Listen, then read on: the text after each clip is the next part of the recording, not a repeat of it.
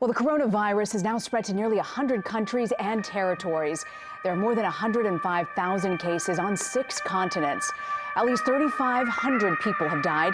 Italy has the highest death toll outside China, and tonight is imposing massive quarantines on tens of millions of people. If Italy is anything to go by, the United States better buckle up. New numbers out tonight: 5,883 cases, a jump of more than 1,200 new cases, with 233 deaths overall. Today, the Vatican announced that Pope Francis will deliver his next 2 public addresses via video instead of his usual appearances at St. Peter's Square.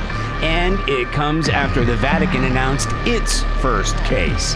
An Iranian politician has died after contracting the coronavirus, as health authorities there reported 21 new deaths over the past 24 hours. It brings the total number of fatalities in Iran to 145, while nearly 6,000 infections have been confirmed across the country. Nationwide, the coronavirus is surging, with more than 400 positive cases across the country. Overseas, Europe's worst-hit country announcing drastic measures, northern Italy locking down 16 million people as the death toll reaches over 230 across the country. That in New York, where the governor has declared a state of emergency with now at least 89 coronavirus cases, a 50% jump overnight. The governor with strong words for the CDC.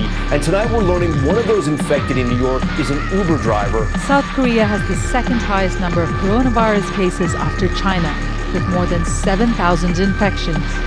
More than half of them are linked to a religious group in the southern city of Daegu, whose members had visited the Chinese city of Wuhan in February. Let's begin this morning with the latest on the coronavirus. A cruise ship that's been sitting off the coast of Northern California will come to port tomorrow.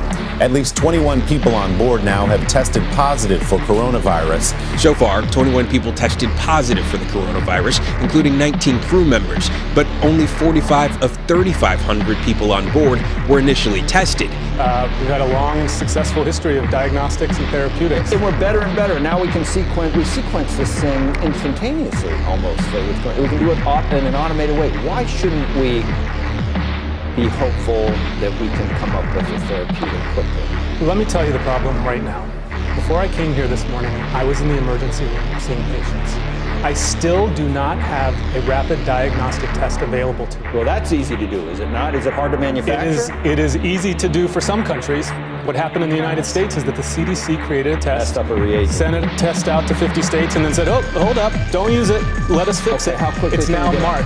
We hear that it's coming very soon, but I'm here to tell you right now, at one of the busiest hospitals in the country, I don't have it at my fingertips. I still have to call the Department of Health. I still have to make my case, plead to test people.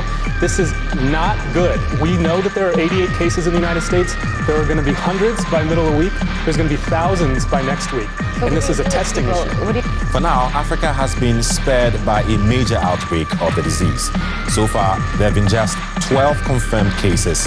That's in Egypt, Tunisia, Algeria, Morocco, Nigeria, and Senegal. But is this because the disease has not spread or because it has not been detected? That's the billion-dollar question. The World Health Organization has warned that countries with poor healthcare systems may not be able to cope with an outbreak, with many in Africa being of particular concern. An investigation published by The Atlantic on Friday found only about 1,900 people had been tested for the virus nationwide.